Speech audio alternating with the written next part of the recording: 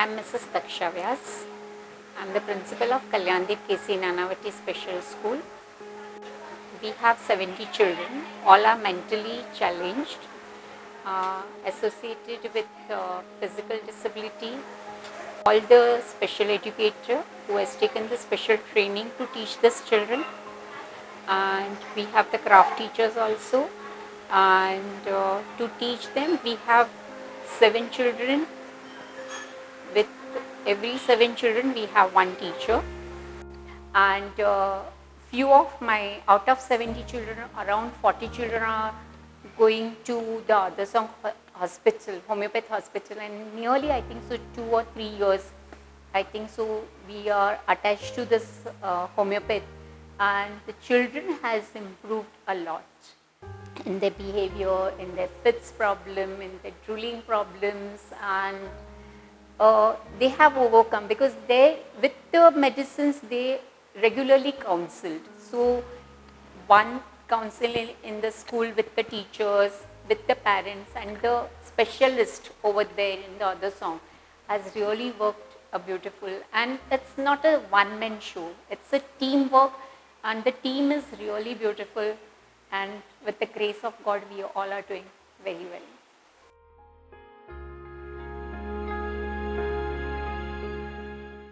ये पैदा हुआ तो मुझे मालूम भी नहीं पड़ा कि ये बच्चा ऐसा है करके। फिर 1 साल 2-3 महीने देखा कि कोई ग्रोथ नहीं करता है, ये चलना फिरना, हाथ भी नहीं कुछ ये कर रहा था।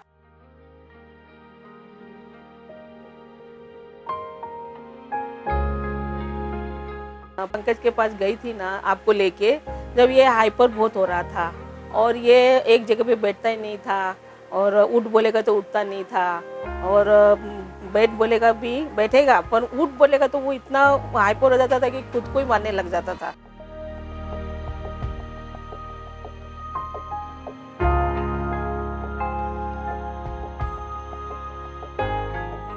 थेरेपी से फिर 7 साल का था ये, तो थोड़ा चलने लगा, ऐसे हाथ पांव से चलता था। फिर थेरेपी करने से 3 महीने के अंदर खड़ा होके वो चलने लगा। बहुत फर्क पड़ा उसको दवा से, और बोलना भी स्टार्ट किया, जो मैडम बोलते थे वो चीज़ करता नहीं था। अभी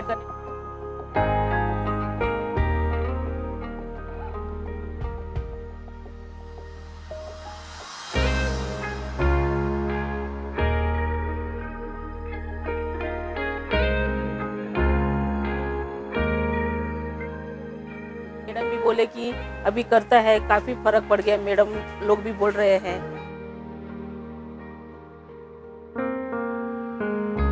What is the role of a parent? Once you know that there is a problem, what needs to be done? And I say it might be a list, might be very simple, but I've seen it still not implemented. So for a parent, the first thing again is understanding, being aware, and accepting that the problem is there. And then they have to work in tandem with the school, okay, with the doctors, with the therapists. It's not just that you go to the therapist, he will do some exercises and you come home and it's done. No, it needs to be followed up at home also. Special educators can do a job for maybe an hour or something. You need to put in that effort. It's quality and quantity time both which is required. So for example, once you understand, you have to be compassionate towards the child.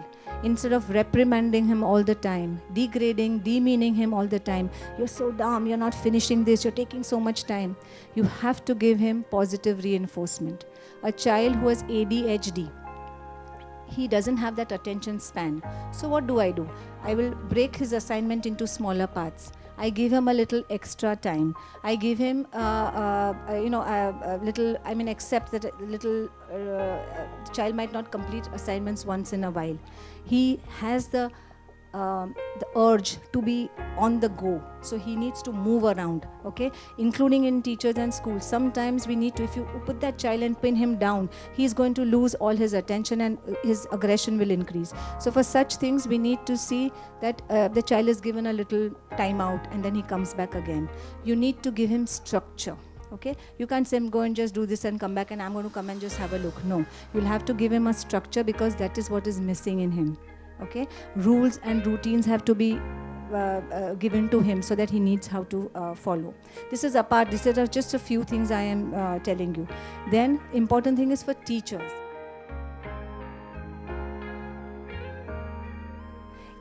So that you can, even if you are not a teacher here, you can at least tell the teachers this can be done. In school, both the school authorities, the teachers, and everybody has to work in tandem, because it's like we are the environment.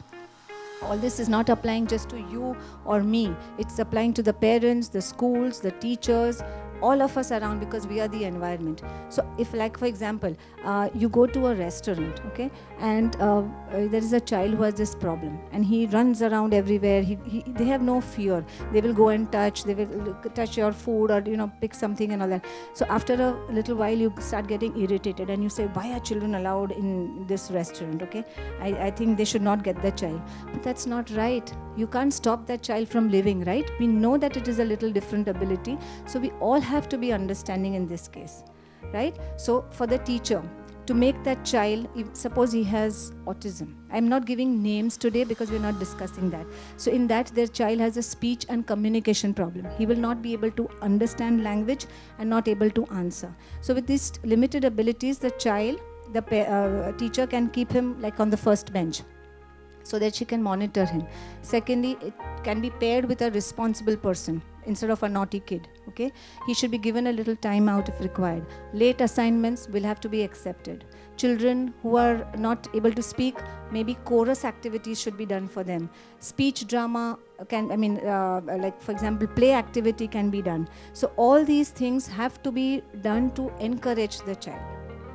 So my request to you that today's session is not just a morning session, okay? I want this to be a movement. I want this movement because if once you all are aware of this, you pass this awareness to the other people, so that we are able to give the opportunities to these children who actually deserve them, rather than tell them, this is too much, I can't manage this child and it's gone. So we need to be working all together, and most important key is, again, and first is accepting the condition and doing something about it rather than denying it.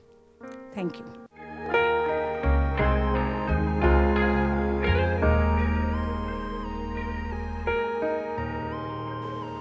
મારો મિત 2 મહિનાનો હતો ત્યારે એક બહાર લઈ જઈએ, ક્યાંય પણ લઈ જઈએ તો રડ્યા જ કરતો હતો, અને ઘરે એને ઝૂલામાં નાખીએ ત્યારે જ શાંત થતો હતો. અને પછી જેમ જેમ સમય જતો ગયો એમ કોઈ દિવસ અમે બહાર તો લઈ જ નહોતા હતા. 2 વાર એવી બીમારી આવી, અને નિમોનિયા થઈ ગયેલો, કફ નિમોનિયા, એડમિટ કરવો પડ્યો. એમાંથી 6-7 મહિના પછી એટલો હાઈપર થઈ ગયો તો ઘરમાં તે બેસવા શીખ્યો તો પણ કાંઈ રમત નહીં, કાંઈ નહીં, બસ રોયા કરે, ઘોડિયામાં ઝૂલામાં નાખીએ. પછી એને જ્યારે બહાર લઈ જતા ને તો રહેતો નહોતો, એટલે પછી અમે બહાર જવાનું છોડી દીધું, એને નહોતા લઈ જતા. અને પછી 2-3 વર્ષ પછી મેં સ્કૂલમાં જોયું, 2-4 વર્ષ સ્કૂલમાં ક્યાંય એને લેતા નહોતા. એના બિહેવિયર જોઈને કે ના, આ છોકરો સ્કૂલમાં ન ચાલે, તો પણ અમે નર્સરી પ્લે ગ્રુપમાં 2 વર્ષ મોકલેલો, કલ્યાણદીપ સ્કૂલમાં. અમે જોયું અને અમને એમ લાગ્યું કે ના, અહીંયા મિત સેટ થઈ જશે એમ. તો 1 વર્ષ તો બહુ અમને હેરાન કર્યું મને, કે બધાના ક્લાસમાં વાળ ખેંચતો, છોકરાઓના હાથમાંય નહોતો રહેતો, ક્લાસમાંથી બહાર ભાગી આવતો. અને મને પણ કે મમ્મી ચાલ બેગ લઈને ઘરે ચાલ. પણ 1 વર્ષ પછી હવે એટલો શાંત થઈ ગયો છે ને, તો હવે જાતે બેગ લઈને સ્કૂલમાં જાય છે, ક્લાસમાં એક્ટિવિટી કરે છે, ટીચર પાસે બેસે છે, કોઈના વાળ ખેંચતો નથી, અને મને સામે જોયે છે તો પણ એ બેઠો બેઠો હવે કરે છે. વર્ષમાં ઘણો જ ફરક પડી ગયો છે. Let's start with a nice advertisement that I saw.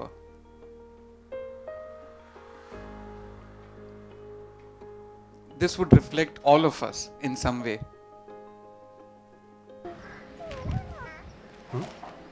सुना, डैडी बोला, हाँ बोलो बोलो डैडी बोलो, डैडी बोलो बोलो मामा मामा बोलो बेटा बनाना जीनियस. ओके बोलो बोलो बेटा चेकोस्लोवाकिया. बोलो. हाँ क्या? चेकोस्लोवाकिया. Slow, slow. हाँ पहले चेको बोलेगा ना फिर स्लो बोलेगा चेको स्लोवाकिया बोलो बेटा बोलो प्लीज बोल बोल बोल बोल बोल बोल बोलना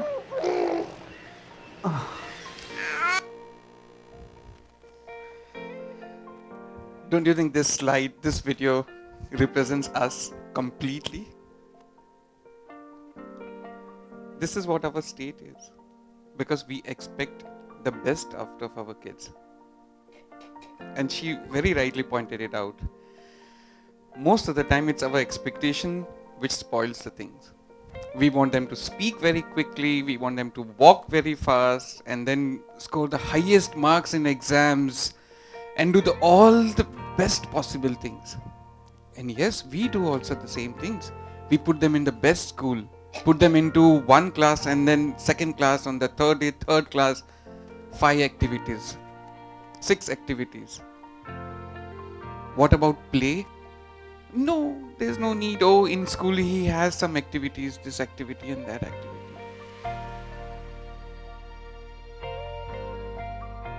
How would a homeopath see these issues? How would we handle each case? How do we treat them? So for us, every patient is very unique. If there are 10 patients of hyperactivity, all 10 patients are different. This is the basic principle of homeopathy, that every patient is individual and they all need a unique remedy because their basic personality is unique. Their physical and emotional constitution, personality is different. And this is the principle of homeopathy. Find out what is unique about the child, about the patient, and give that.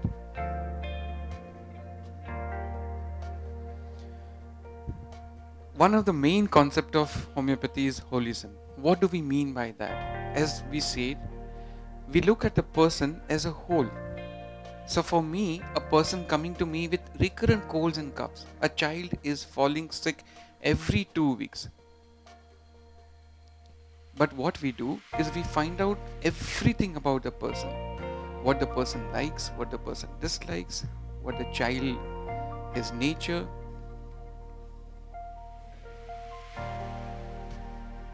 How we do an approach is we observe the child. We take a very detailed history from the parents about the behavior of the child. Various physical aspects like appetite, thirst, food, cravings, aversions, sweat, sleep pattern, every aspect of behavior of the child, mainly the observations from the parents and what you observe in the child. Whether the child is restless, whether the child is active, whether the child is shy. We'll see some cases where just on the observations you'll see how we pick up. And that forms the foundation. And then we go to the parents' history.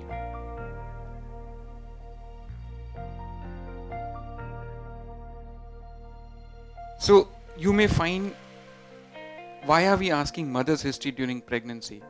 If we go back to our Hindu literature or Hindu philosophy, we say during pregnancy, mother should read good books, good food, of course, for the nutrition. But we say they should read some good book, maybe Ramayana or whatever. Why? Because good thoughts, positive thoughts will help the child. In the same observation, we have seen that the child's constitution depends a lot on the parents' constitution. So during our history, what we do is we take the child's history and also parents' history, especially mother's history during pregnancy. So with all this, it helps us to understand the child, his constitution, physically, mentally.